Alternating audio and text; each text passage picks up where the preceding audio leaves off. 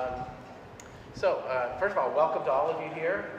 This is the first time we've been open on a Friday. We have, I think it's like 4,000 school kids coming and others from industry, kind of the preview day of sorts.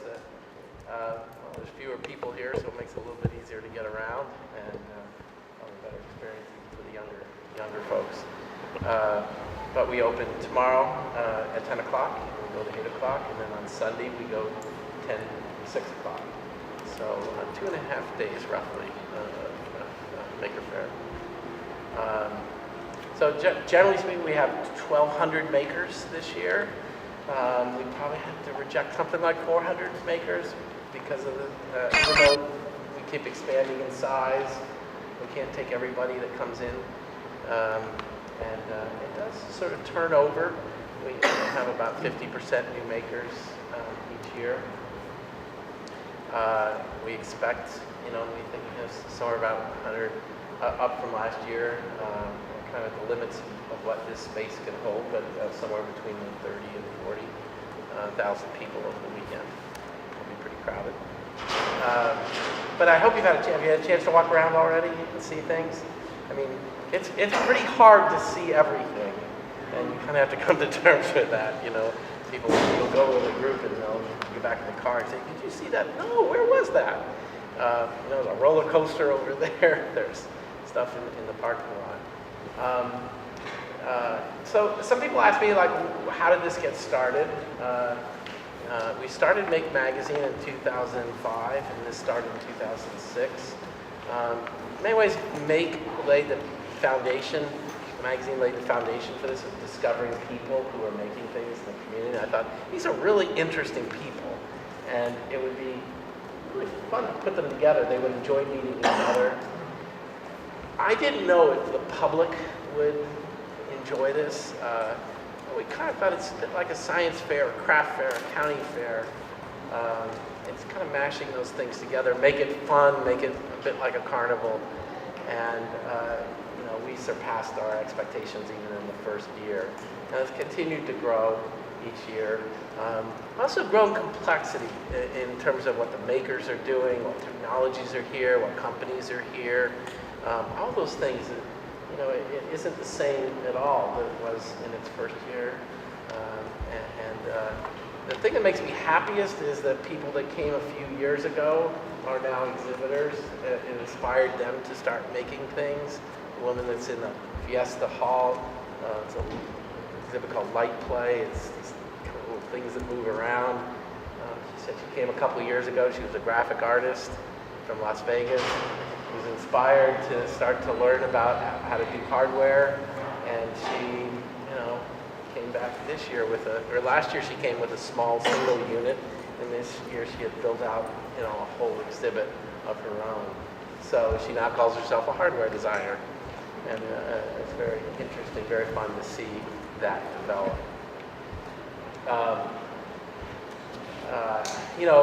I think there's a certain reason this is born in the Bay Area. We have a performance culture here around art and expression, a lot of Burning Man exhibits. People were here bringing things that they would probably have built for Burning Man, and a lot of the vehicles, our cars you see, come from that. And yet, these are also people with kids today, and they're happy to be able to exhibit in a space which is particularly family friendly. And I think it's great. Many kids are experiencing an event of this nature is more Disneyland in nature. This is somewhere between Disneyland and Burning Man, and I think it's kind of a really great thing. I mean, Gregg came a few years ago with his kids, and I'll let him tell that story. But something happens in them, by coming here, and that's what I really feel is important about Maker Faire. It is opening their minds to what's possible, and really, I hope inspires them to participate, engage as makers, and learn new skills, and see technology as a means to express themselves and connect to other people. Gregg, do you want to say a few words? For sure. I think there's a lot of reasons why this is an exciting thing to do. Dale's talked about the growth of Maker Faire over the last 10 years. I hope to talk a little bit about what it means.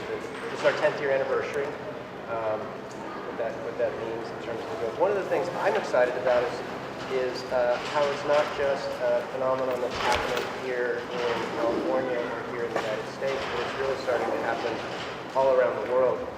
This morning we had a session which is kind of how to make a Maker Faire, essentially, where we bring in people who are interested in running their own Maker Fairs. And in the room we had people from China, we had people from Brazil, we had people from Canada, all over the United States, big cities, small cities. We had what maybe our first Maker Faire in a war zone. The person from Ukraine wants to start a Maker Faire in Ukraine. I mean, I think what the insight that Dale had into this desire for people to be really hands-on and make things is very much a universal global phenomenon. And so now we're at the point where this past year we had over 130 Maker Fairs around the world. This year we should have north of 200, and it's just exciting to see the growth, and that's sort of why I came on board. Dale mentioned a lot of people. It's a very mission-driven company. It's a very mission-driven event. A lot of people come here for personal reasons. I came here because Dale told me about. I met him at a conference 5 or 6 years ago, and he told me about this Maker Faire, Make magazine, and I came with my kids to check it out, and like happens to a lot of people, their little heads just exploded. And it was this wonderful experience for them and for me, and it became a kind of an annual thing for our family, and ended up starting a Maker Club in our kids' school. And I think that's just how a lot of people come into both Maker Media as a company, Maker Faire as an organization, and the event. And so people come as attendees, maybe they come back as participants. Some of them go on to start companies. Some of those companies actually grow up to be, big, significant, funded, large corporations, and that's a really neat thing. Examples. Well, MakerBot. 3D print, I think it's probably the best example. MakerBot really grew out of makers that began working in Makerspace in Brooklyn. And then, they ended up selling their company for over $500 million. There's a lot of smaller examples too. And ones that are still in progress. Little Bits. It's an example of a project that started at Maker Faire, actually in New York, and began, getting feedback on it, and then getting investment, and getting manufacturing and scale happening, and really. During last Christmas, they had posters and billboards, almost in every city. Some of the key experiences, I think, were designing that product, experiencing it, you're allowing their potential users to experience it here and getting feedback from it. But also, almost tapping into, almost the need that you see at Maker, why parents are here with their kids is, we want them to learn technology. We want them to engage with science. An ideal way to introduce this and even get teachers involved with them. And what we've seen is this actually begins to spread through the school year because kids liked it. They were engaged in it, and teachers actually start learning how to teach through making. I think one of the reasons why this is really resonating right now is that it's bringing together things that it's more than just DIY. If you look at, if you walk around Maker Faire, you see everything from kids. We have a lot of schools here, from K through 8, high schools, to individual makers exhibiting projects, to there's a whole startup pavilion for companies that are either doing a whole variety of really cool and crazy things, and all the way up to Google. It really is interesting on a lot of different levels. So we could talk about the impact on education and the growing desire to bring making into schools, all the way up to, Dale is very actively involved in, we'll talk about Maker Cities, because there's a growing desire in many places to bring making into communities as a way to bring back local manufacturing and innovation and jobs, really. So it sort of touches different people for different reasons, and one of the reasons why think Maker Faire is so unique is they all kind of show up here. Like you're going to walk around and see a whole bunch of stuff. There's, on Sunday going to be 20 CIOs from federal agencies who are going to be traipsing through because they're really interested in the kind of innovative things that people are doing all along that spectrum and trying to think about how do we open up and bring that kind of innovation into our organization. It's one of the things that brings up is there's an aspect of making that's local. You need a space, you need access to physical tools. More importantly, you need access to people. A lot of this is still past person. YouTube videos are pretty good. It helps to be able to ask questions of other people. So we obviously see the growth of maker spaces in cities. We see them dealing more in schools and libraries. And I think the Maker Cities concept is, well, this is something growing from the grassroots. How do we begin to network it together and think about it intentionally? What do we want in a city? And also, I think, as Gregg mentioned, it's really, there's something in the mindset here of makers. I think it's really important. It is almost what we used to call a can-do attitude. I can do things. I don't need everybody's permission to try something. I can experiment. I can perhaps even fail at something and push forward. So it's, we've seen even last year through a White House Maker Faire, the president celebrating Maker Faire, and in June we'll have a national Maker Faire in our nation's capital. We're trying to reflect makers from all different states.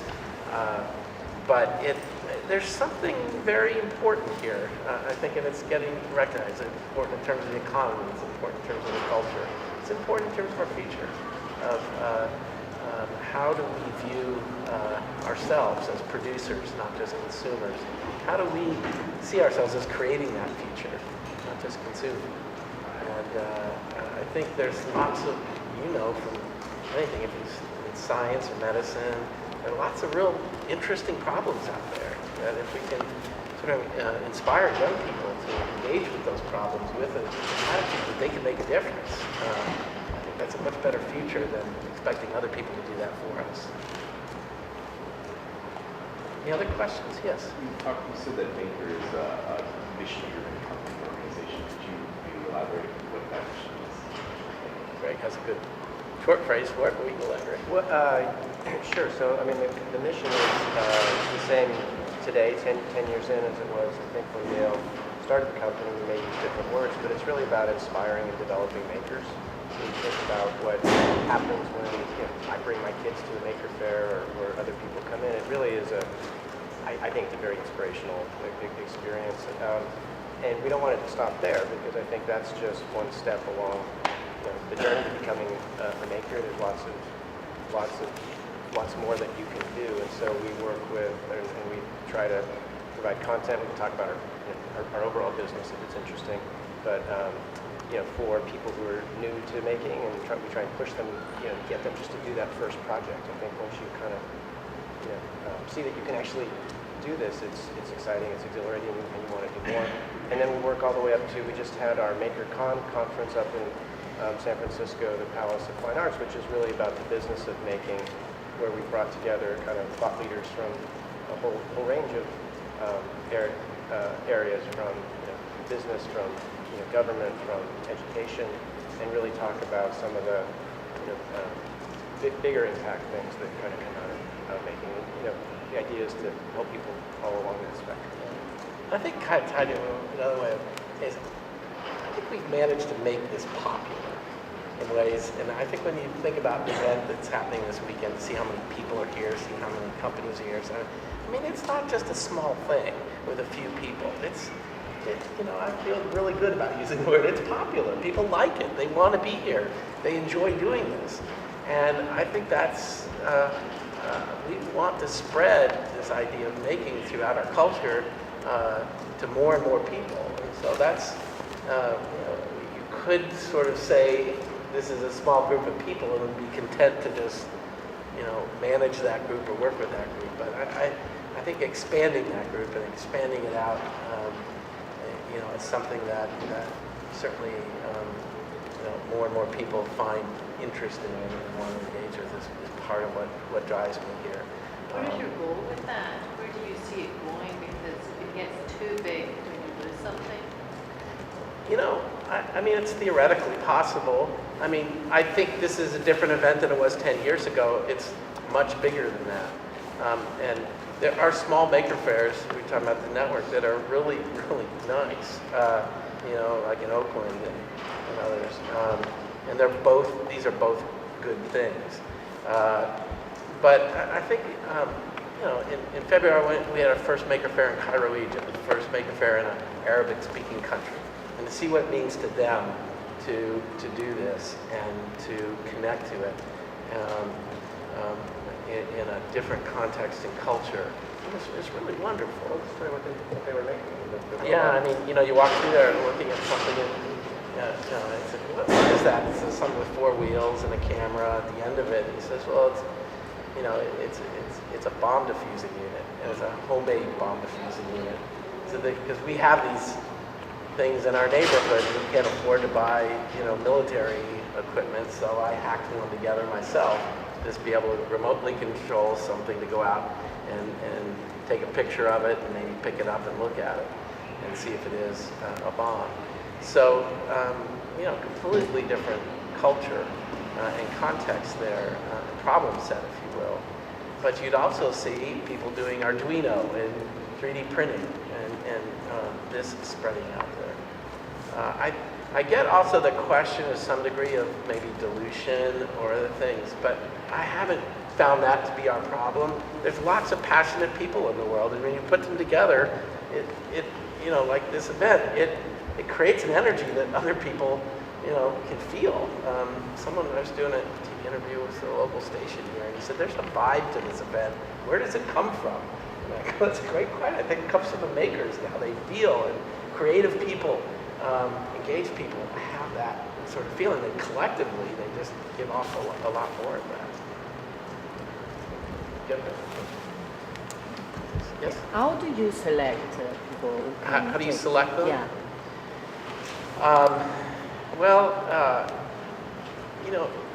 In the earliest years, I thought we would have to have a lot more process around selection, but we tended to just look at things almost logistically.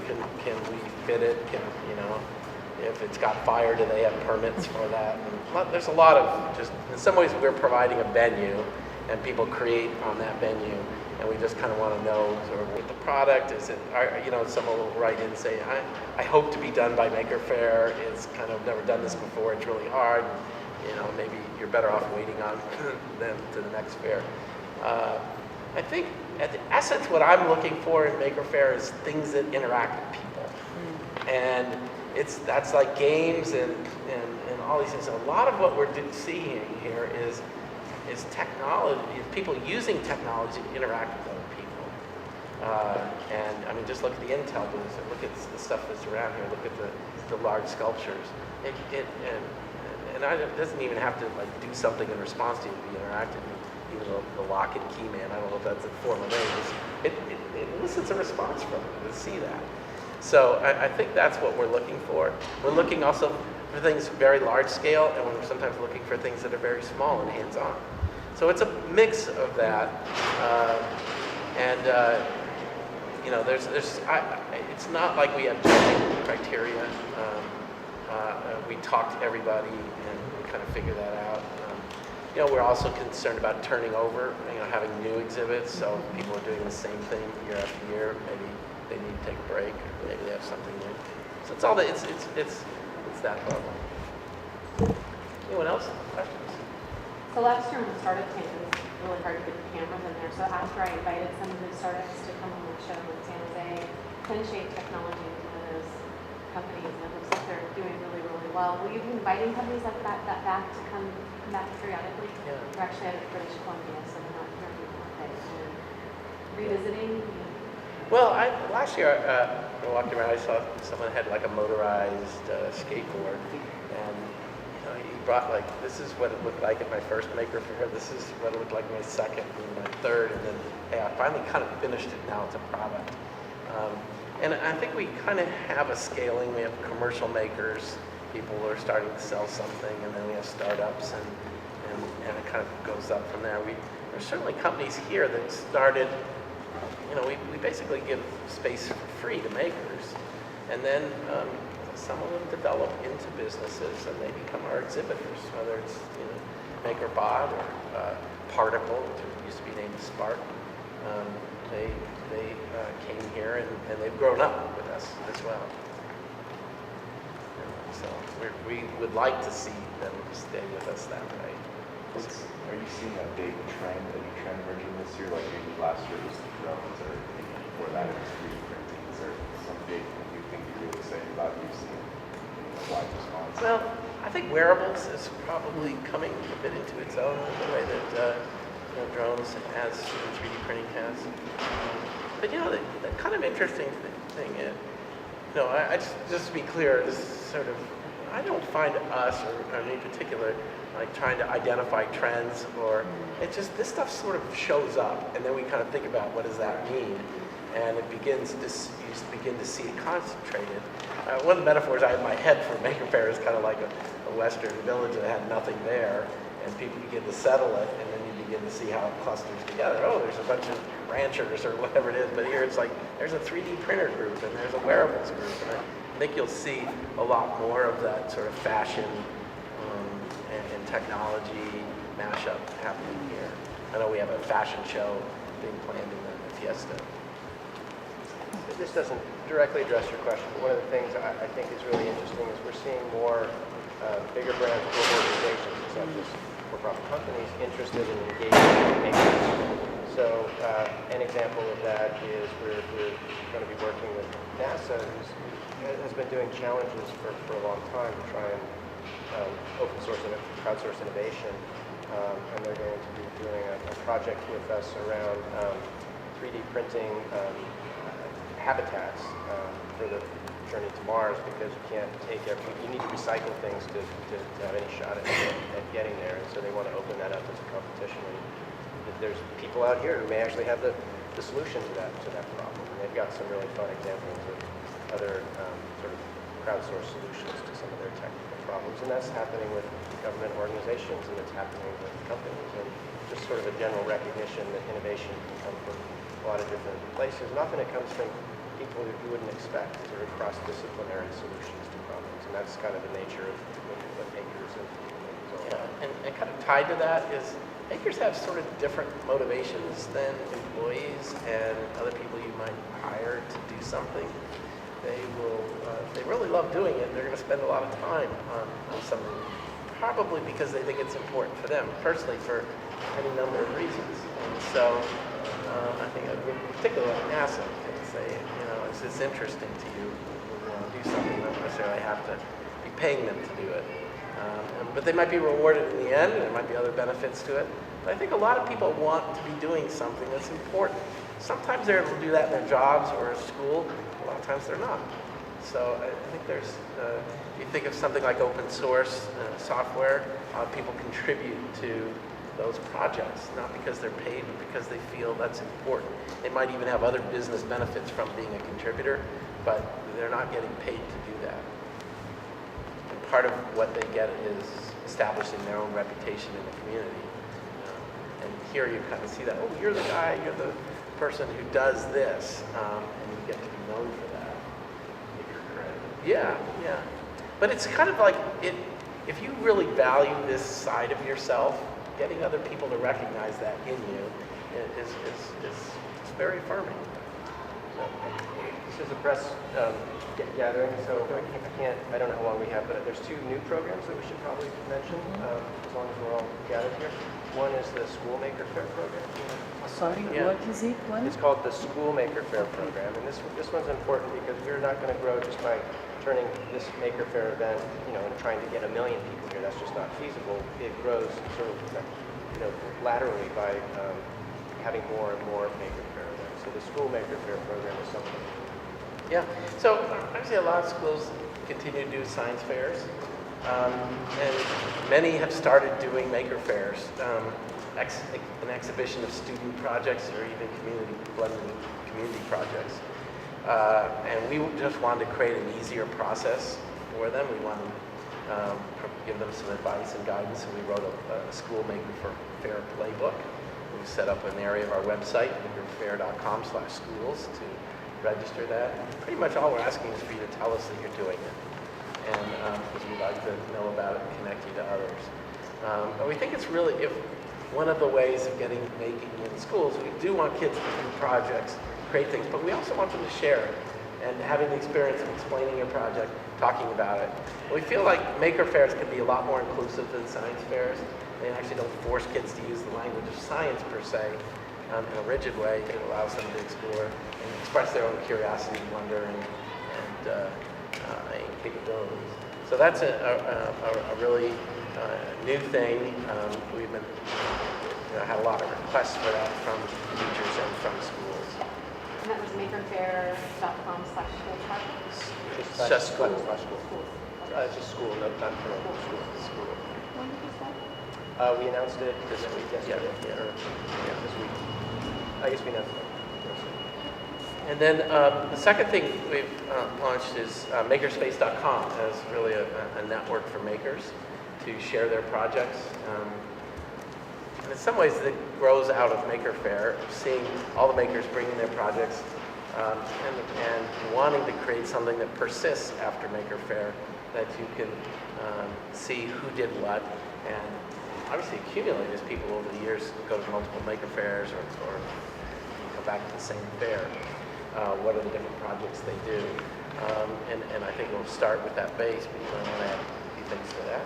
I mean, there is a community around Maker Faire in the magazine. It's been built up over 10 years, so we're starting by trying to give that community a place to go and share projects and connect with each other. But I think there's a much bigger community of makers, out there, and I hope that over time it grows to be a way for people to, all around the world to share projects and develop their portfolio of projects and share it with the world. So that's new. It's in beta. It's open to the public for 3 days during Maker Faire, where we're encouraging people to sign up and participate in our beta program, and then we're going to work with those folks and refine the product and publicly launch it and make it available to everyone over the next couple of months. That's makerspace.com. Good. Well, I'd love to. Let us know what you think. I mean, it's early for this, so but we are definitely looking for feedback on where to take it.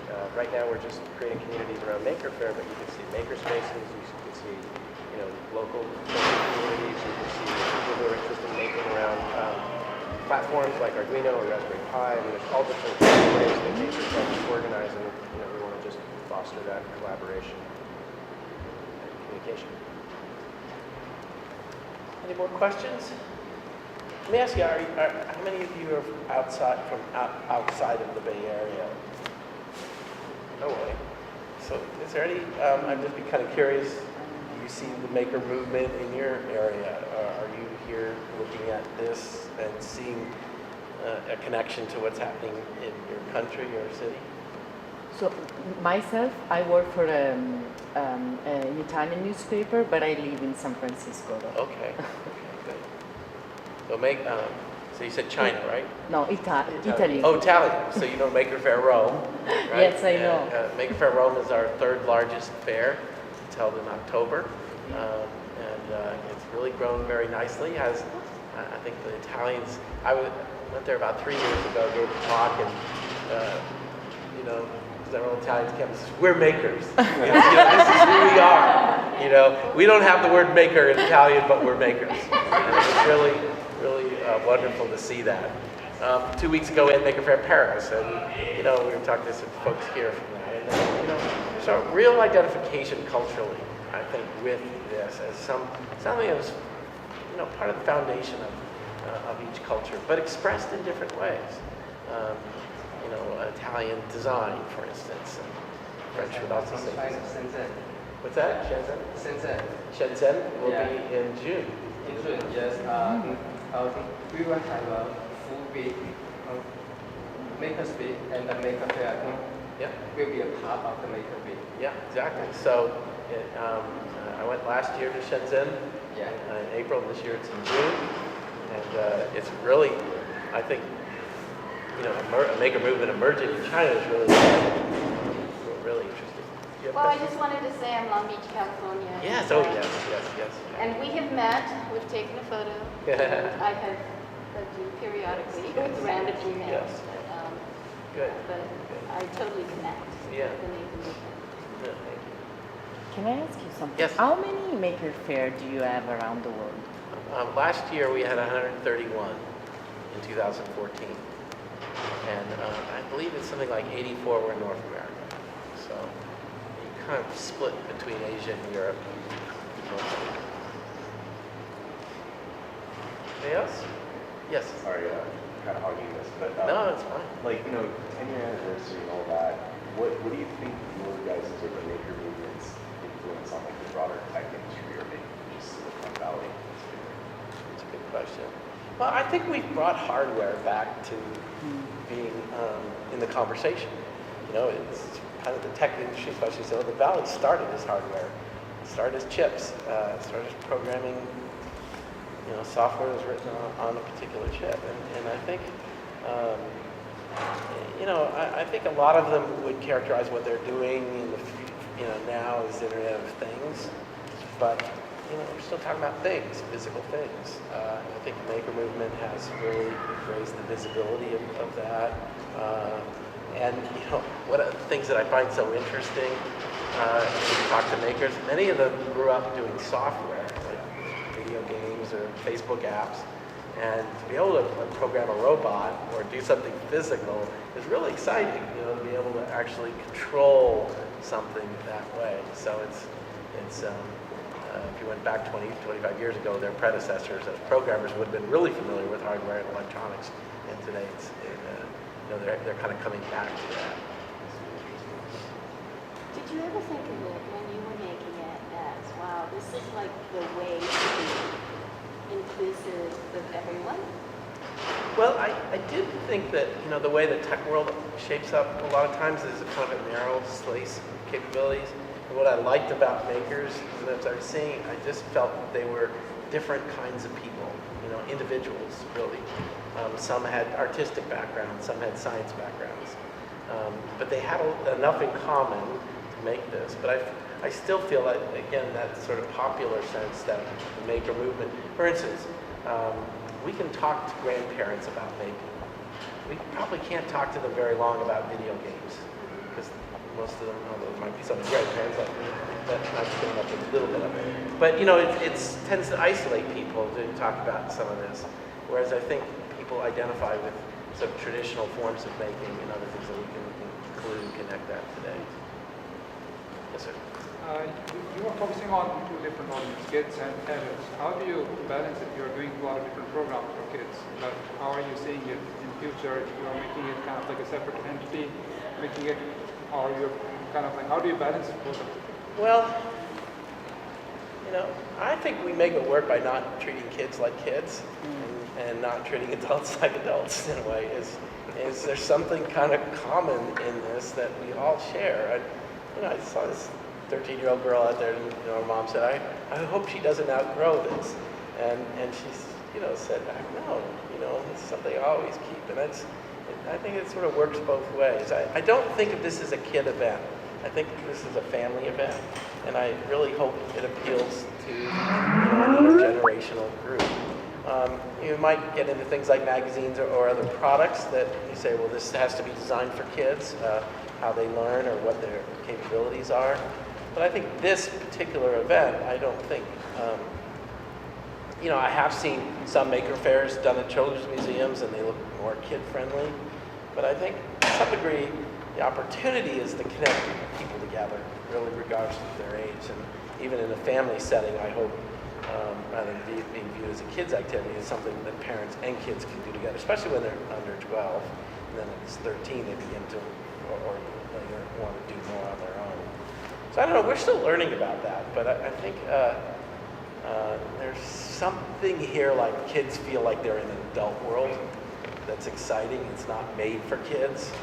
And I think to some degree adults feel like they're connecting into things that they enjoyed as kids, funny example of that is we have a safety briefing. Obviously, we have lots of safety briefings, and there's a session of, when kids get separated from their parents. And what was interesting to hear is that it's as often the parent getting distracted by an exhibit is the child wandering off. So it's about putting them back together. I just make this an event that speaks to lost parent, lost kid, lost kid, lost parent. Yeah. Yes, sir. I'm from Seattle. From where? From Seattle, Washington. Seattle, great. I've seen a lot of excitement in the area, and so I came to witness it here. But my question is more on your school program. So the school Maker Faire, can you talk that in context of making it international, and especially like schools in developing countries? Is there any particular you would be working along? I think that's why we try to create these really pretty open programs. I was talking to a group, maybe we try to get the community to translate the playbook into different languages, coming up with some of these things.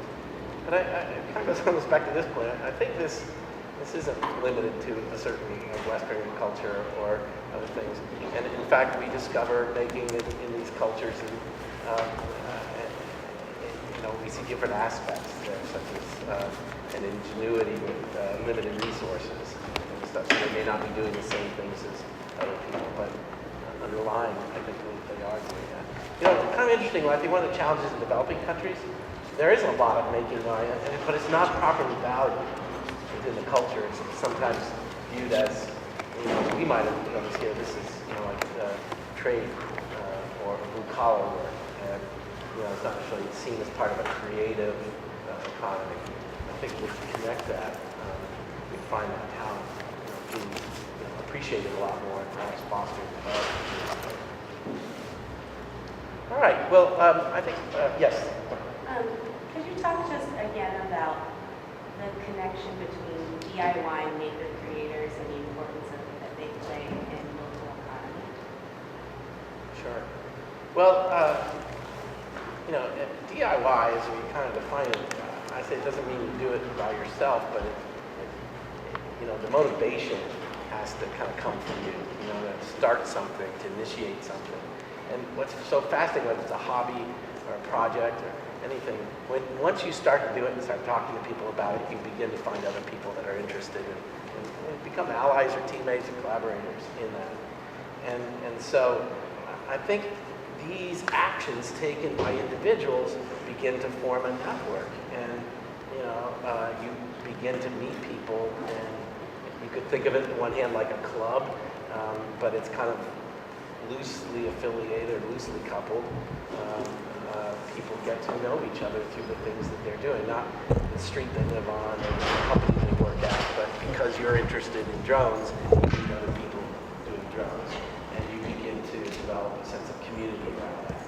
So we see maker communities as local things that are, in some ways discovered and developed through Maker Faire, and then kind of, in a different way, developed by maker spaces and other events. Okay. So thank you all. I'll stick around and answer more questions, but maybe I'll do that just standing up. And I thank you all for being here. Please, I'm walking around. Feel free to ask me questions. I just recommend talk to the makers. Ask them stories. Ask them who they are, where they're from.